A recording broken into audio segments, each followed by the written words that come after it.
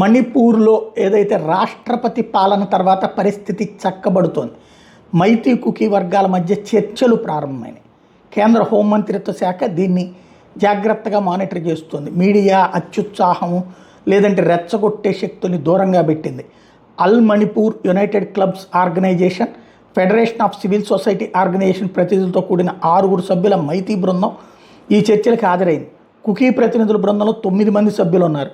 కేంద్ర ప్రభుత్వం తరపున intelligence bureau retired special director AK Mishra ఈ చర్చలకి హాజరయ్యారు. ప్రాథమికంగా ఏదైతే దీంట్లో ప్రశాంతత 2 వైపుల నుంచి కూడా చర్చలు జరిపేటటువంటి వాళ్ళకి సంబంధించి ఎలాంటి సమస్య రాకూడదని హోంమంత్రిత్వ శాఖకి సంబంధించినటువంటి ప్రధానమైనటువంటి లెక్క చెప్పుకొచ్చారు.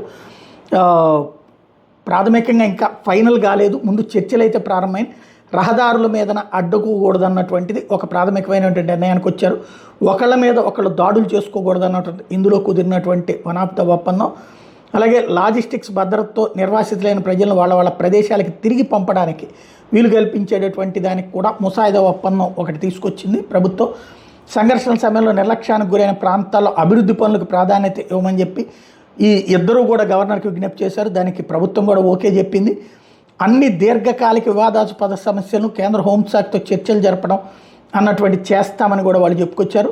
2 వైపుల నుండి చర్చల తర్వాత అధికారులు రాష్ట్రంలో అమలు చేయడానికి 6 అంశాలను రూపొందించారు. మా వైపు నుండి మేము మా సమ్మతిని ఇచ్చాము, వీటికి అంగీకరించాం, ఎందుకంటే మేము ఎటువంటి సంఘర్షణలు కోరుకోవట్లేదు. అయితే కుకీ జో వైపు నుండినే వాళ్ళు తమ సమ్మతిని ఇవ్వడానికి ఇష్టపడలేదు అంటూ ఏదైతే మేతీ తెగలకు సంబంధించినట్టు ఫిరోజిజామ్ నాండే లువాంగ్ చెప్తున్నారు. అయితే కుకీ జో కౌన్సిల్ చైర్మన్ హెన్షియాన్ దాంగ్లేట్ ఈ సమావేశాన్ని చాలా చారిత్రాత్మకమని పిలిచారు. ఇది అంగీకరించకపోవడం అనే విషయం కాదు, ఇది మొదటి సమావేశమే. మేము కొంత టైం తీసుకుంటాం, మళ్ళీ మా ప్రజలను సంప్రదించాలి. 2 వైపులా బాధితులు ఉన్నప్పుడు మనం ముందుకు వెళ్ళి ఒప్పందం మీద సంతకం చేయలేము, ఎందుకంటే మన ప్రజలకు ఏదైనా జరిగితే మనం జవాబుదారీగా ఉంటామంటూ ఆయన చెప్పుకొచ్చారు.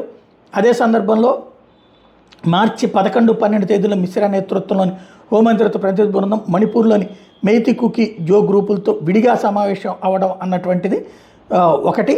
ఇంఫాల్లో ఇది మొదట మైతీ గ్రూప్తో, ఆ తర్వాత ఈ కుకీ గ్రూపులతో మీటింగ్ అయింది. దాని ఫర్దర్ యాక్షన్ ఇదనమాట.